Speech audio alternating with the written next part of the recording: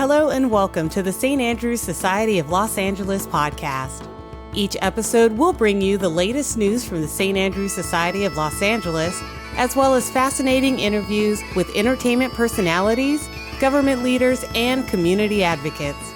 St. Andrews Society of Los Angeles, where Scotland meets the City of Angels.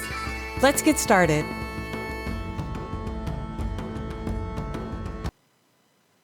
Sir Angus Deaton is the world's leading authority on economics. Both an academic and economist, Sir Angus is the senior scholar at Princeton University's School of Public and International Affairs and Economics Department. He is the published author of 8 books and was awarded the Nobel Prize in Economic Sciences in 2015 for his analysis of consumption, poverty, and welfare. Sir Angus was born in Edinburgh, Scotland, and holds both British and American citizenship.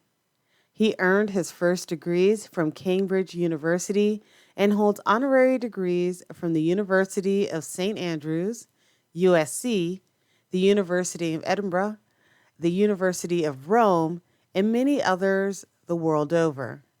Sir Angus was knighted in 2016 and is a fellow of the Econometric Society, the British Academy, and the American Academy of Arts and Sciences.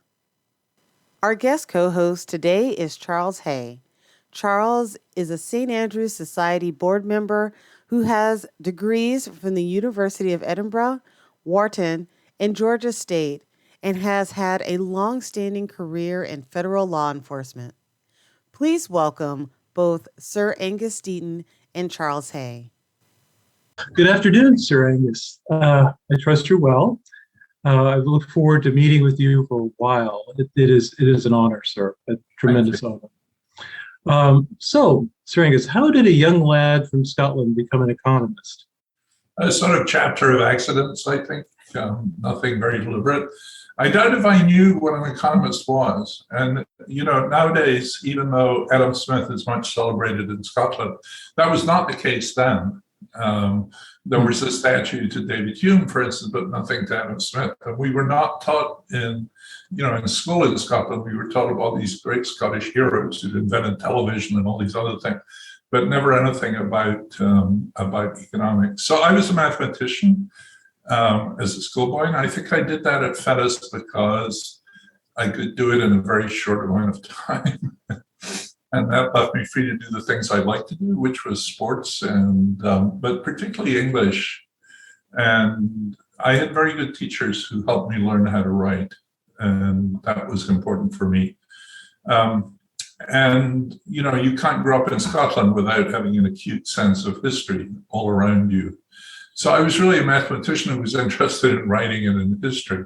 And that's a pretty good combination for an economist. So eventually when I went to Cambridge, and it became inevitably clear, as it was bound to, that I was not really cut out to be a mathematician. Economics was the sort of landing place for failed mathematicians at Cambridge.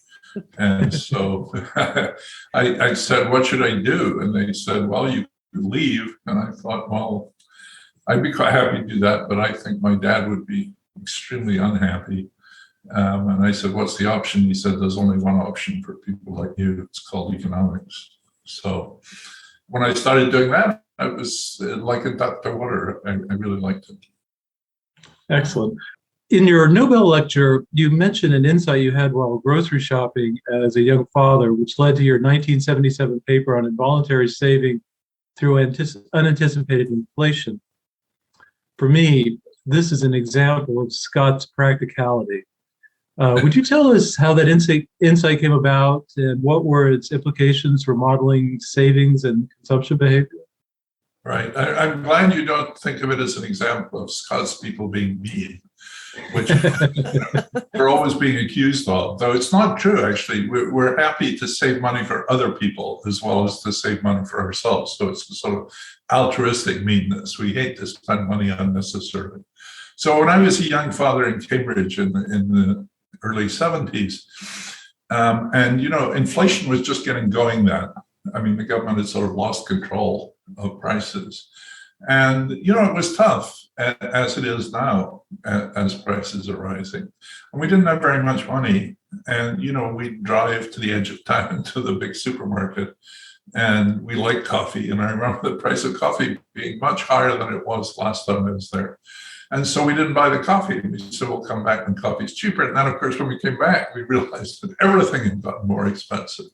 And that was this sort of insight that if there is unanticipated inflation that people don't expect, since you don't buy everything all at once, I mean, maybe nowadays people do online or whatever, you would encounter this unexpected inflation not through inflation, unless you're studying the government statistics, which people don't, but actually by coming across a good that you regularly buy or something you regularly buy, which is much more expensive than you expected it to be. And the natural reaction to that would be to pull back, which is what I did. And so I wrote this up in a paper. I was very young. I didn't even have a PhD, and I was sort of a research assistant in Cambridge. And I wrote this paper saying when there's unanticipated inflation, it's going to cause people to save, right? And people thought that was the stupidest thing they'd ever heard, because they'd all been brought up on stories of hyperinflation in Germany and people carrying around wheelbarrows of cash. And you want to spend money just as quickly as you can when prices are rising rapidly.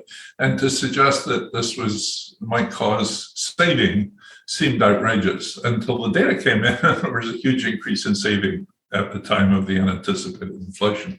So it's always very nice when you predict something that people think is crazy, and it turns out to be true. Of course, there are other stories. There are always other stories. Based on your work with Dr. Daniel Kahneman, does money bring one happiness? Yes, in a way, or at least the lack of money can make you pretty damn miserable, especially if you're down there, where you can't do the sort of things that make life worth living, like go out with friends, go to the movies, go to a soccer match or something. If you're really deprived that way, it makes you really, really unhappy. What we discovered, though, was when you have an income above some level, which we estimated at about $75,000, $78,000 a year, it didn't make you happier on a day-to-day basis. But there's a very important complexity there, which is that we also asked people, the surveys asked people how their lives were going, right? And how your life is going is a different thing from feeling happy. So you could imagine that you were doing some function which, burying a beloved uncle or something, who'd had a very good life, and you were feeling very sad, but you thought your life was going okay. So it turns out that people, even as their income increases beyond that level, they report that their lives are going better, even if they're no happier. So that's been a hard thing to explain to people, that there's multiple ways of being happy. One is being happy with your life, and the other is just the sense of affect, that I'm smiling and I'm happy now. But certainly poverty does bad things to you in both those dimensions. Just a quick follow-up question to that, because I know at one point there always seemed to be this kind of story that was being told about poverty and this kind of family togetherness, because family was all everybody had, and everybody kind of came together and pooled all of their resources. Did you find that was that just like a myth that was being told to help people feel okay about their situations, or? It's clear that family togetherness and family support is a very important part of people's well-being, but that was not something we could very easily study in those data. So I don't really have anything very much to say with that. But it is true that spending time with friends and families is very important in people's well-being. And in the work that Ann Case and I have done more recently, when people say that they're unable to gather with friends and to socialize, that does very bad things to them. Yeah. In your book, The Great Escape, you detail your reservations about foreign aid as it's currently administered. Could you expand on why you believe foreign aid is ineffective and how it could be changed? Well, it depends how it's done, I think. I mean, the key thing for economic development is some sort of contract between citizens and the government. So the citizens pay taxes, and the government provides them with defense, it provides them with some healthcare, education, maybe unemployment benefits, all those sort of things. And the danger with foreign aid, which eventually finishes up with the government, so you're giving it to the government, and even if you give it to aid groups, in the end it finishes up with the government, that they can use aid to avoid those responsibilities, which has a very negative effect on development. And one of the analogies there is, countries that get very rich out of selling commodities, like oil, or a famous example was Egypt during the American Civil War, when they all got incredibly rich from selling cotton, because there was a great cotton shortage. And then they spent it like crazy and they did nothing for the people, and the rulers get rich and it makes tyrants even worse. Now, that's not inevitable, but you see it all over the place.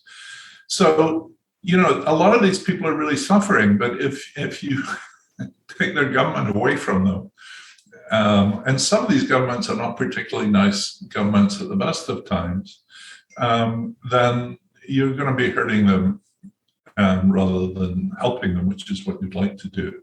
But that doesn't mean that, one of the distinctions I like is foreign aid for the country as opposed to foreign aid in the country. So, for example, if we have a very large National Institutes of Health in this country, and one of the things one could do is to start up an institute there that works on neglected tropical diseases, for instance. We have no such institute because Americans don't get neglected tropical diseases. They used to, but they don't anymore. And so, that preventing that disease, if you think of the greatest boon that the first world gave to the third world, it was the germ theory of disease, which was discovered in the 19th century in rich countries, and then its application after the Second World War, in particular to poor countries around the world, really did extend health and life expectancy. So that did not involve spending any money, in the countries themselves. So that's a good example. There are other things we do, like tariffs and so on, which hurt poor countries. And, we should eliminate those. And that's why when I say to students, they say, should I go to Dhaka or should I go to Dakar? And I say, go to Washington and agitate for better American foreign policy towards developing countries, or for more help in discovering new diseases or whatever. And that, I think, can really be helpful. Well, you anticipated my next question, but let me ask no problem, Sir Angus.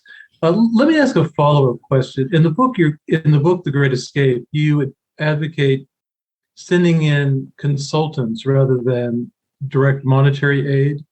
I think you have a line in your book, The Great Escape. We should send McKinsey rather than money. Could you expound on that idea? Well, there have been some scandals along that way since I wrote the book. I mean, McKinsey in South Africa and elsewhere has come up very badly. I had more in mind that the World Bank, instead of lending money, ought to be able to give advice. And, whenever I worked in the World Bank, there was a constant stream of policymakers from even, medium-ranking countries, places like India or, Colombia or so on, places with a lot of skills, who would like to know what happened when a similar country tried to privatize its water supply, what happened when it tried to upgrade its medical system or something. And a place like the World Bank could be a storehouse of knowledge like that, which to some extent it is. But for much of its history, and I think it's still true now, the World Bank cannot give advice except to countries that it's lending to. Which sort of poisons the whole thing so much. It ties that advice. And there are a lot of good people in the World Bank who know a lot, and have spent a lot of time studying what goes on in countries. And, and some of that may involve going to the countries, helping them reform the legal system, stuff like that. And I'm not against that at all. But it's just this undermining of government that really is, and you see it worst in wartime, when, you're seeing it now in Ukraine, that the Russians are not about to let humanitarian aid in. And they don't let humanitarian aid in because it undermines their objectives. And if usually that's been the case in wartime, the combatants exert a price. You got to pay me first. You got to give me weapons before I'll let you feed the starving people. And that sort of deal is there even in peacetime, if not in quite such an acute form. Very interesting. Yeah. Just for completion. So in your book, The Great Escape, you advise graduates, I'm sorry, let me start again. In your book, The Great Escape, you advise graduates who want to change the world to look for work in Washington, D.C. Is that still your advice these days? Yeah, or London, or wherever it is they come from. And there's one other option.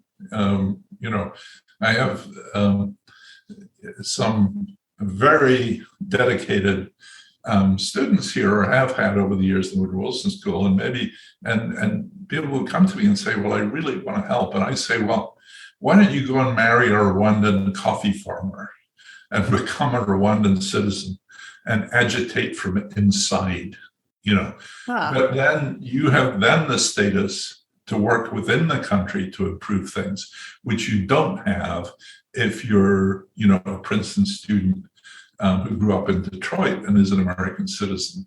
So those are the two paths. Go work in your own country and help the countries from the outside, or go, and I'm very influenced by my friend Jean Graz, a Belgian citizen originally, a very, very fine economist, who has done an enormous amount of good work in India. And he did so by becoming an Indian citizen and aligning himself with the unions and with the agitators that, all the people that the government hates nowadays, and has been instrumental, or not maybe instrumental, because he would hate it if I said that, but he's been one of the most important forces in getting free school meals at lunchtime for kids, and for the employment guarantee scheme, which enables people, every family, to get 100 days of work on a work scheme, as a way of preventing people running out of food, for example. So he became an Indian citizen. He's lived there all his life. He doesn't come out. And he's done an enormous amount of good, I think. Very inspiring. Huh. In your book, Death of Despair and the Future of Capitalism, you offer a critique of capitalism.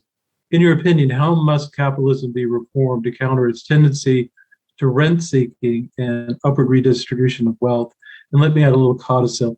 Could you tell us very briefly, because a lot of our audience aren't economists, what rent-seeking is? Yeah, it's funny. Even rent seekers don't know what rent seeking is. So rent seeking is sort of an old term in economics, and it's very much in contrast with, I think I tell the story in The Great Escape about an Indian gentleman I met on an airplane, right? And we were flying from Delhi to Jaipur, which is the capital of Rajasthan. And he manufactured some sort of widget, I forget what it was. But what he wanted to do was, and he complained all the time about these bureaucrats in Jaipur and how hard they were to get to, and how he wished he could just get on and make these widgets without having to talk to these bureaucrats. But then as we were coming into land, he rubbed his hands together and said, but the rewards are wonderful. And what he wanted was some protection for his widgets so that he didn't have to face competition from abroad or from some other widget manufacturer in another state or something. So that's an example of a rent seeking, in that you go to a bureaucrat or you give money to campaigns, political campaigns, and this can be local as well as a lot of it works at the local level. as well as national level in Washington, and you get someone to pass a law or to pass a regulation, which makes it easier for you to make money, usually at the public expense. So, for instance, a good example in the US is car manufacturers are not allowed to sell cars directly. And that's a law. And they got basically state governments to pass laws saying, the Ford Motor Company can't sell you a car. The Ford Motor Company has to sell it through a Ford dealer, and those dealers have to be authorized dealers in the state. And there's lots of examples of that, of people being protected by local regulations. And those things don't produce anything. They just make prices higher for all of us. But they guarantee income for the rent seekers. So that's the story of rent seeking. And it usually works in such a way as what Anne and I in the Deaths of Despair book call Sheriff of Nottingham redistribution, meaning Robin Hood was supposed to take money from rich people and give it to poor people. So we imagine the Sheriff of Nottingham doing exactly the opposite. He took money from poor people and gave it to rich people. And that's sort of upward redistribution, which characterizes a lot of rent seeking. And, we see that all the time, especially in the healthcare industry, but, talk about that a bit more. So how should capitalism be changed to counter these tendencies to rent seeking and upward redistribution? Okay, but let me just back up a little bit. We're certainly not again abolishing capitalism. I have no idea what you would replace it with. But it's something we would like capitalism to be more competitive and less distorted by political influences and so on. Now, for many goods and services, that can be done by having a really seriously competitive market. And the competitive markets keep prices down, they encourage innovation. They've done wonderful things for us, and that's great. What you want to weed out is when the really successful innovators and entrepreneurs become the biggest lobbyists who are trying to stop the next generation of entrepreneurs come along and bring their benefits with them. So that's an age-old story. Google used to say, "We do no harm." I guess it's called Alphabet now. They had no presence in Washington at all. They just said, "We're doing this wonderful stuff and we can stand on our own 2 feet." And now Google's the largest lobbyist in Washington and spends more than all trade unions put together, for example. So that's a very typical pattern of what happens. But, we reserve a lot of our unhappiness for the healthcare system, which is not something that a capitalist system can provide. It's just, that one of the greatest economists of the 20th century was Ken Arrow. And, Ken Arrow, along with Charles Debreu, were the scholars who actually proved the Adam Smith theorems sort of idea, the theorems that says greed is good for you. And you might say, well, we knew that all along. Adam Smith said it. Why do we need all these mathematicians to come along and do this? Well, what they did, which is incredibly important, is they told us the conditions under which it happens and the conditions under which it doesn't happen. So, when I was taught these theorems in Cambridge, in the 70s, they were taught to me as sort of anti-theorems. This is why it doesn't work, sort of idea. And, healthcare was the prime example because you need good information. You can't have a situation in which the provider has much more information than the patient, because the provider then has an enormous incentive to overprescribe for you, and then they have enormous incentive to invent devices which they tell you will do wonderful things and often don't. And you can't tell apart those that really do good and those that don't do good. So you just get this giant money-making machine, which is called the healthcare system in America, which costs twice as much as anyone else's healthcare system. We spend this huge chunk of GDP on it, and it's sort of weighing us down. It's making people's lives worse than they ought to be if we had a more reasonably priced animal. Very interesting. We'll get back to healthcare in just a minute. Okay. Also, in Deaths of Despair, you write that you're opposed to a minimum level of income, also known as the universal basic income. Would you discuss your reasoning in that matter? Well, during the Nixon administration, when Milton Friedman was pushing for it, it was tried out. They did a big social experiment in which they did that for a lot of people. And what it turned out is if you give people a guaranteed minimum income, they'll work less. Some people think that's a good thing, some people bad thing.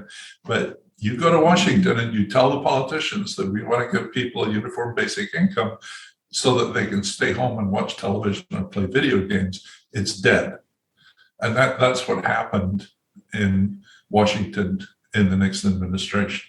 Even the people who were in favor of it, like Daniel Patrick Moynihan, backed off when that result happened. Now, a lot of its advocates like to demonstrate that they think that won't happen anymore. But, some of the best theorists of UBI said, well, it's a good thing. We should give people leisure. That should be part of their entitlement. But I think it's nuts to be giving people leisure at public expense when we're not giving them health care, where our educational system is all messed up and so on. So there are priorities that are much higher, I think, than buying people leisure. The other thing is, I think that most people just wouldn't put up with it. I give an example in the book that comes that I got from literature about, some guy who's working really hard and he doesn't really like his job very much and he's got debts and he comes home in the evening and he looks on television and there's a bunch of hippies in California who are, living the life of luxury, smoking weed and making love to each other on their uniform basic income, which he's paying for through his taxes. And the next thing he does is, he joins MAGA or something, and, he doesn't want any of this. Quick question on that, because I know that there's a lot of cities that are actually trying this out right now. Do you think that that's kind of changed? I know during the Nixon administration, there was kind of the experiment of that, but now there are small pockets of cities that are actually trying it out. Do you think that it'll probably have the same outcome when all is said and done, or? Maybe, but I can't talk about individual cities because they have their own politics and they have their own needs and they have different priorities and so on. And it may be that they think this will work. But, there's a lot of these experiments are done as you give people a UBI and then you say, do they like it? Do they do better? And so on. But you also have to ask the people who pay for it. Right. There's two sides to this thing. And, there isn't not only no free lunch, there's no free UBI either. Very interesting. Sir Angus, you have detailed in your books and research your doubts on the feasibility of a free market solution to the troubled U.S. healthcare system.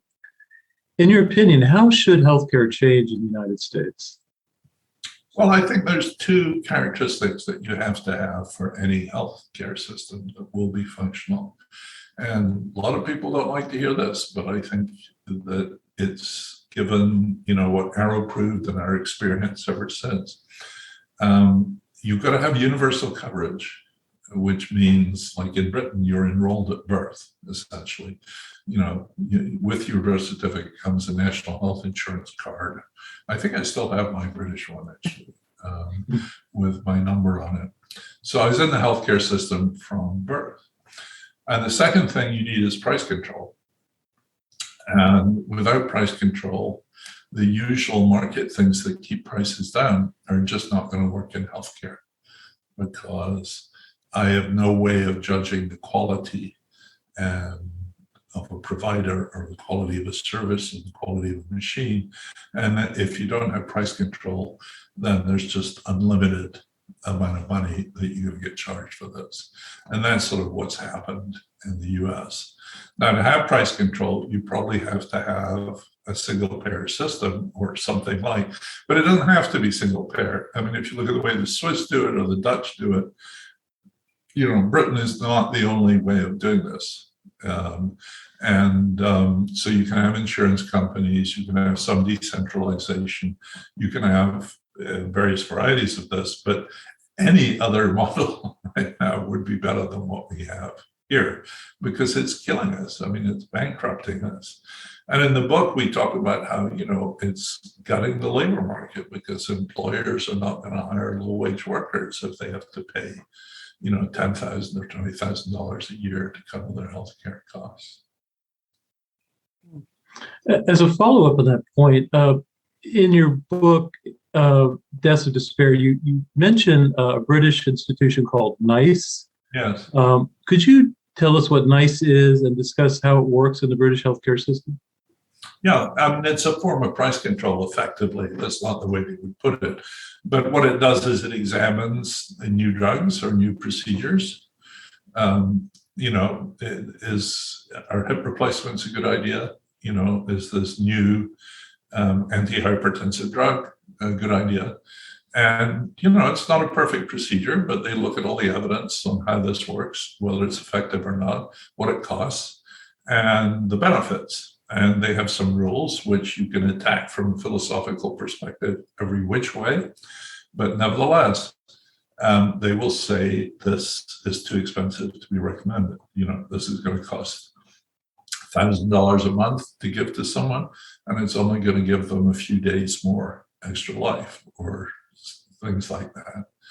And it basically is the case if NICE says this is not value for money, because it's more complicated than that, but essentially it doesn't get adopted in Britain.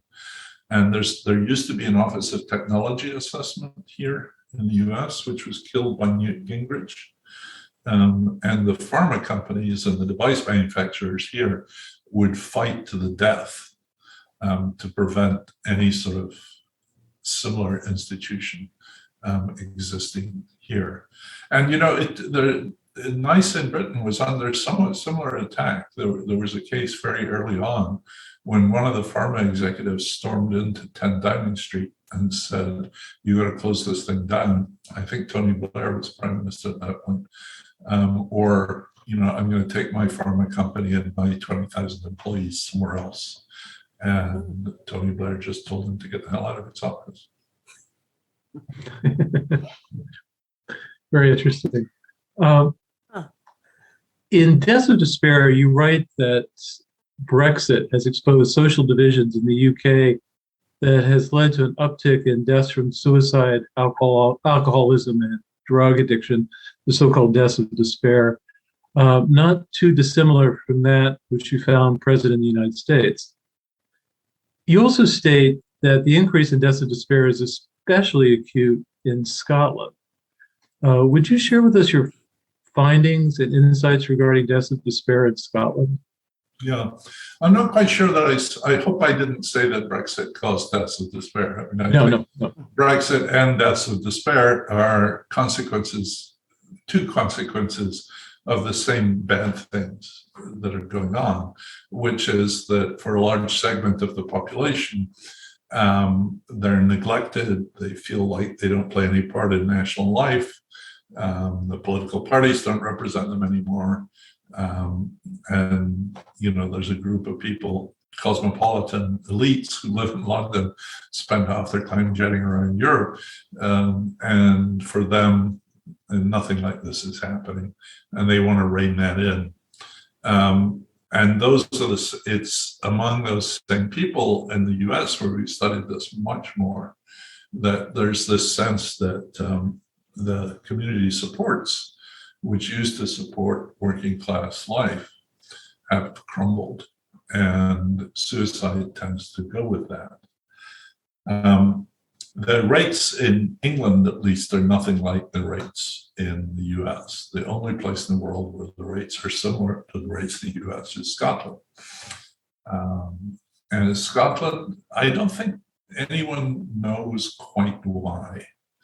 And I've read quite a bit of the Scottish and British literature.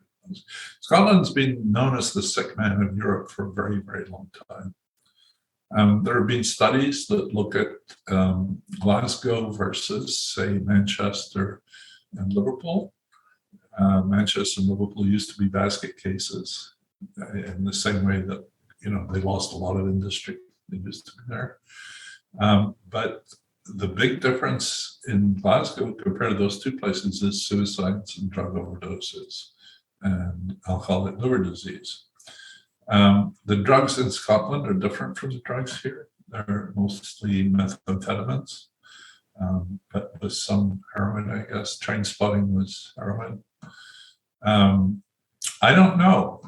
One of the stories I'm always very tempted to say, but you want to be careful how I say this because I'm not endorsing it, is one of the things we're looking at in the US is that a lot of states, people feel very disenfranchised. They feel like the political system is rigged and they have very little control over working people. And of course, one of the things that's true in Scotland too is that, the Scots are ruled by and large from Westminster for mostly taxation, for instance. I mean, there's a lot of devolution, I know that, but still there's less than full control over their own taxes, for instance, and over a lot of other policies. And they're represented by a government that for, much of the last 20 and 30 years has been a conservative government, which they do not support at all.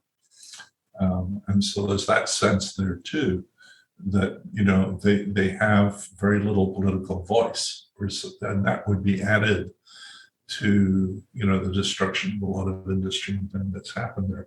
But these are just threads. What are you currently working on that you can share with us? We have a paper that's just come out which sort of updates the deaths of despair work and sort of looks through COVID a little bit. I'm also chairing this review of inequalities at the Institute for Fiscal Studies in London, funded by the Nuffield Foundation. And so we've been gathering a lot of evidence, and I spend a lot of my time reading the amazing collection of papers that we managed to solicit from a bunch of experts all over the place. We're meeting at the British Academy in May, and then we hope sometime in the next year to put together a volume which will pull together our various conclusions. I'm also sort of interested in this question as to, given the dire state of the world today, should economists actually take some of the blame for it? I'm not sure I know the answer to that. And I think it might be useful for someone like me, who is an economist, an insider, as it were, but is skeptical. I got my PhD and had my first job in Cambridge in England. And it was a very different sort of environment there. The most right-wing people there were Fabian socialists, and the mainstream were Trotskyists. And John Robinson was wandering around China congratulating the Cambodians and Mao and doing horrible things to people. And so I have a very different background from most American economists, I think, who grew up in a different, a very much more pro-market environment. So I thought it might be useful, but that's very much in its early days. I'm just reading and thinking, taking notes. In Deaths of Despair, you identify a population in the United States which is non-BA white Americans. Would increasing the availability of a four-year college education in the United States work to solve those deaths of despair that you found in your work? That's the $64,000 question, and I don't think anyone knows the answer to that. I think the cost of college is a big problem right now. So decreasing the cost of college, not necessarily by forgiving debt, which is a different question altogether, and in fact, it would make much more sense to forgive debt if you had the cost of college come under control first. Because otherwise you spend all this money and it just goes into the coffers of professors and universities, people like me, and not benefit the people it helps. But I think it would be better if there were lots of routes for smart people to get into college, which may be harder now than it used to be. So that would be good. So I'm certainly not against education.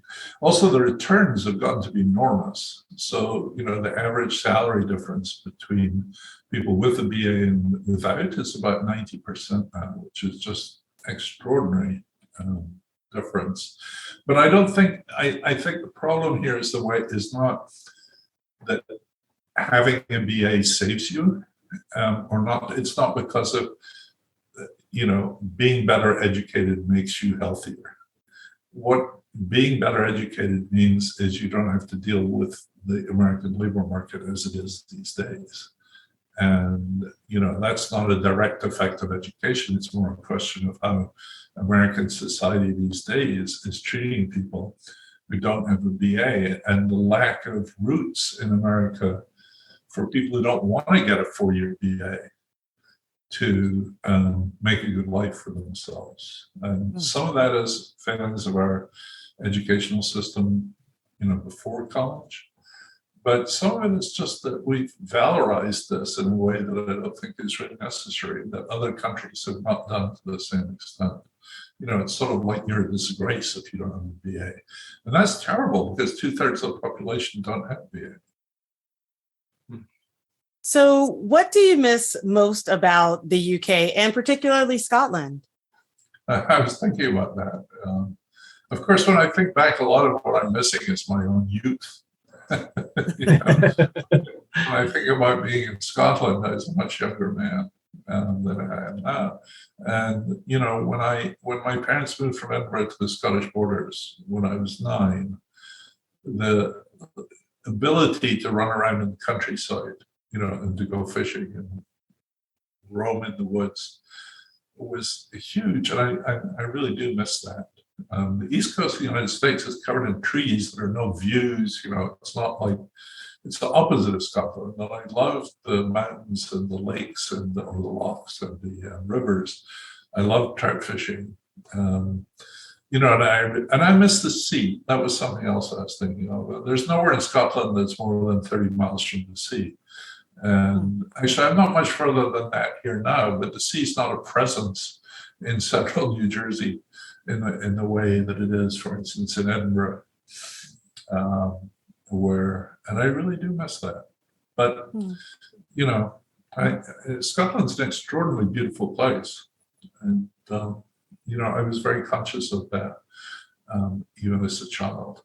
We used to go to Ely, which is, where all the middle-class folks in Edinburgh go for their summer holidays. And I think all of the people like me, well, not all of them, but there's a huge property boom in Ely now because people my age have bought up all the property to recreate their childhood in the Nook of Fife. But that was a lovely place. And the sea and the beaches there were gorgeous, and the little fishing ports. So I miss the countryside a lot. Sir Angus, is there a website that people can go to find out the projects you're working on or things like that? Well, there's my own personal website, which, it's my Princeton website, which you can see a lot of stuff on there.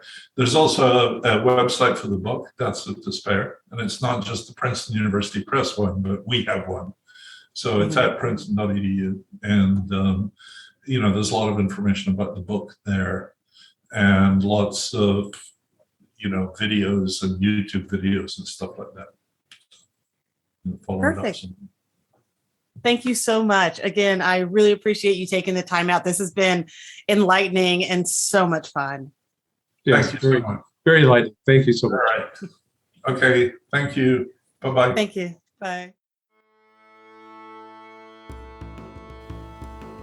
Thank you so much for listening to this episode of the St. Andrews Society of Los Angeles podcast. For more information on the St. Andrews Society of Los Angeles, visit www.standrewsla.org. And don't forget to like our Facebook page, Instagram, Twitter, and YouTube channels as well. Have a great week, and we'll see you next episode.